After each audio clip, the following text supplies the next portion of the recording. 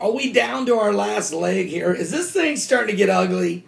What? We're talking about Iran. And Iran's constant belief and threat of Israel and Jerusalem. We already know this. We've covered it. The world knows it. And it's kind of been basically ignored, from the State Department. But we have some activity going on. It's been recorded here. The United States has deployed some F-22 and some F-15 fighter jets to a base just right there in the United Arab Emirates, less than 200 miles from Iran. Let me read this to you. The U.S. military has deployed several F-22s, the nation's most advanced fighter jets, to an allied base less than 200 miles from Iran. The Air Force strongly denies this deployment is meant as a show of force against Iran, or that it is in some way related to a potential strike on Iran's nuclear facilities. Rather, it says this is all part of a routine deployment and security cooperation with regional partners. The Air Force won't say how many jets were sent or exactly where they are stationed, but privately, U.S. officials have told Fox News the jets are in hangars at the United Arab Emirates Al Dhafra Air Base, a fact first reported by Aviation Week. Now, the F-22 has not yet seen combat. The jets were not used in Iraq or Afghanistan or even in Libya. They are stealth. They specialize in air-to-air combat, but can also strike air-to-ground if needed. As one Air Force official put it, this is America's premier fighter jet. It has no rival. It's just a show force. Folks, this is to send a strong message. Let's not joke around.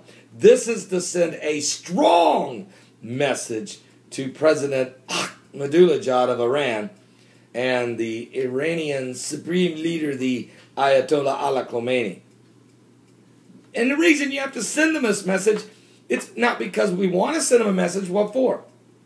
It's because constantly the eschatology, the end-time theology of the Muslim Shiites in the nation of Iran, as reflected in the book called The Last 6 Months, which was distributed 9 years ago to every member of the Iranian Revolutionary Guard and to all of their service people and thousands of their citizens, that in the last 6 months of humanity, it is Iran's responsibility to create a Middle East war, a radical jihad against Israel, creating such chaos and commotion that Allah would release the 12th Imam, the Al-Mahdi, the Muslim Messiah, if you will, to come back to the earth, bringing Jesus Christ tagging along to rid the world of injustice and bring tranquility and peace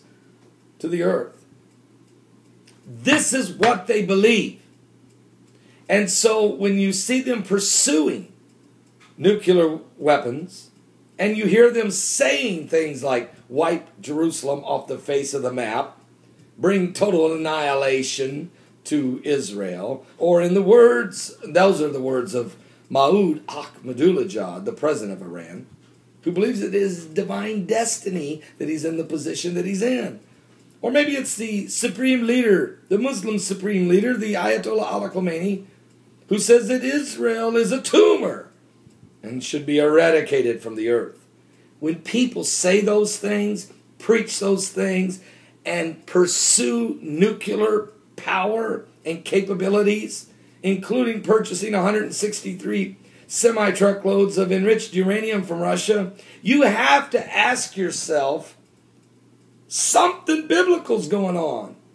Especially when the prophet Jeremiah, 3,000 years prior to this, said in the 49th chapter of Jeremiah that not only would Syria's Damascus be destroyed and become a great war zone, but also the leadership of Iran, called the Elam in that chapter, Iran referred to as Elam, referred to as Persia in Daniel, but Elam in Jeremiah.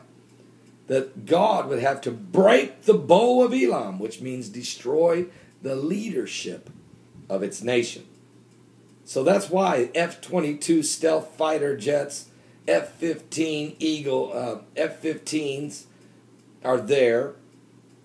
And the reason that strategically they're placed that close is in case they need to intercept warplanes that could emerge from the bowels of Iran. Are you serious, Paul? Are we really living in that kind of world? Well, go ask the Red Cross doctor in Pakistan. Oh, I'm sorry, you can't ask him. They beheaded him. Well, then go check with the Christians in Nigeria, since 21 of them were murdered. You'll find out that the Jews and the Christians are under a constant genocide attack around the world, including Uganda and the Sudan, Egypt, the Coptic Christians, Iran. They're going to hang a pastor, threw another one in prison. Don't forget China and North Korea, of course. I mean, this genocide, this atrocities, this imprisonment, this torture, these attacks are part of biblical signs. And at some point, the world has to recognize it. The next round for Iran nuclear negotiations, which many consider to be the country's last diplomatic opportunity, will take place on May 23rd. Now, folks, this is real important. May is a key month. Let me explain to you. I should have jotted this real quick, but from memory, I'll do it. The NATO summit is going to be taking place in Chicago, Illinois, on May 20th and 21st. That'll be NATO. Okay? Meanwhile, in Egypt, the election for their new president will be May 23rd, 24th.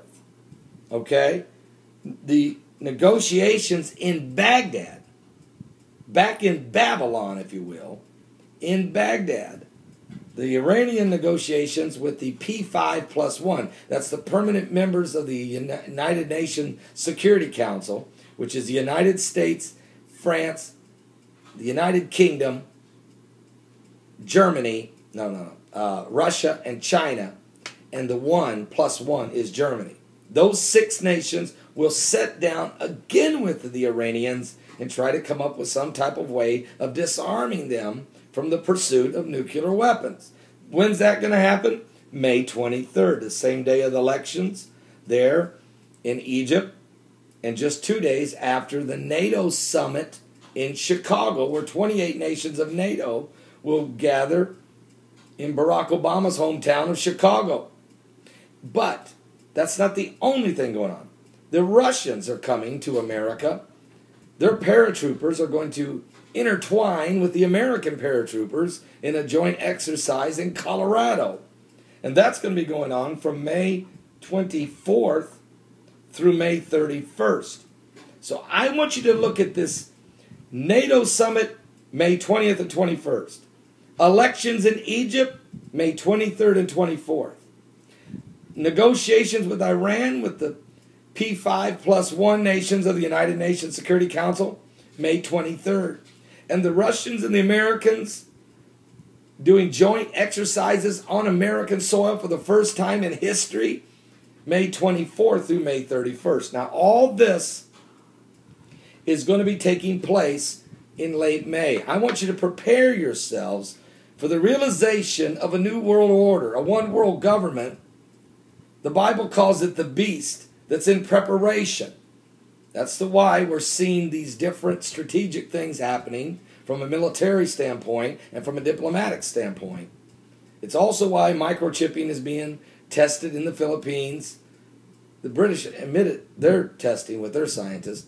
And we already know that there's different laws of our Constitution in America that are being chipped away. So folks, don't put your faith in man or a political party or a nation. Put your faith in Jesus Christ. Call upon the name of the Lord. It's time to get saved. We're living in the last days. I can help you. If you want to be saved, send me a personal message. I want to be saved. I want to be saved. I want to be saved.